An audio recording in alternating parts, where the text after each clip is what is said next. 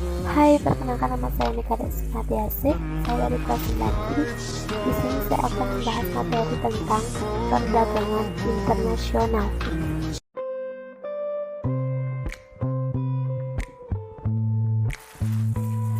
Perdagangan internasional adalah proses pertukaran barang dan jasa antara dua negara atau lebih dengan tujuan untuk mendapatkan keuntungan atau laba.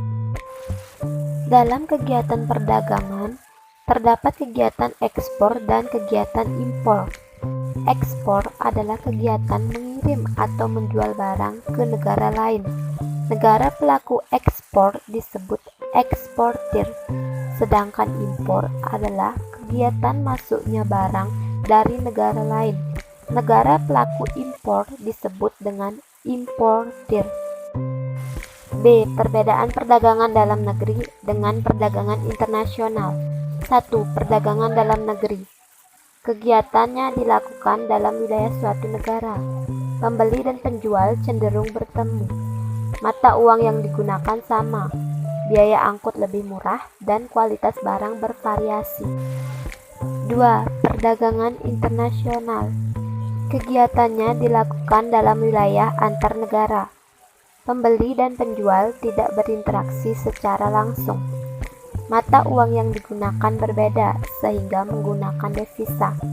Biaya angkut lebih mahal dan kualitas barang harus mengikuti standar internasional. C. Faktor yang mendorong terjadinya perdagangan internasional. A. Perbedaan sumber daya alam yang dimiliki oleh setiap negara. Sumber daya alam yang dimiliki oleh setiap negara tidak sama.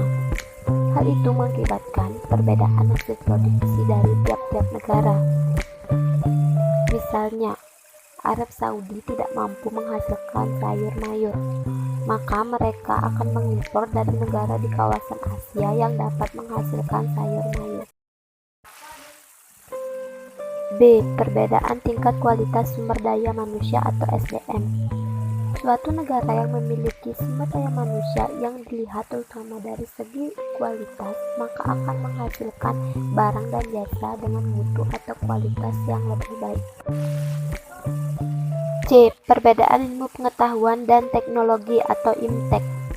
Negara yang menguasai ilmu pengetahuan dan teknologi akan mampu memproduksi barang dan jasa yang lebih banyak, lebih bermutu, dan lebih efisien dibanding dengan negara yang tidak menguasainya.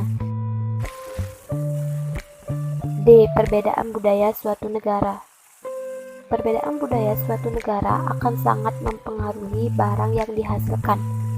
Misalnya, seni ukir dan batik Indonesia merupakan daya tarik tersendiri bagi negara lain untuk membeli barang tersebut. E. Perbedaan harga barang, perbedaan produksi, dan perbedaan selera. Ketiga hal tersebut juga merupakan faktor pendorong perdagangan atau terjadinya perdagangan internasional. Dan dapat disimpulkan bahwa perdagangan internasional adalah kegiatan perdagangan yang dilakukan antar negara yang meliputi kegiatan ekspor dan kegiatan impor. Perdagangan internasional terjadi karena adanya perbedaan barang yang dihasilkan oleh masing-masing negara. Sekian dari saya, semoga bermanfaat. Akhir kata saya ucapkan terima kasih.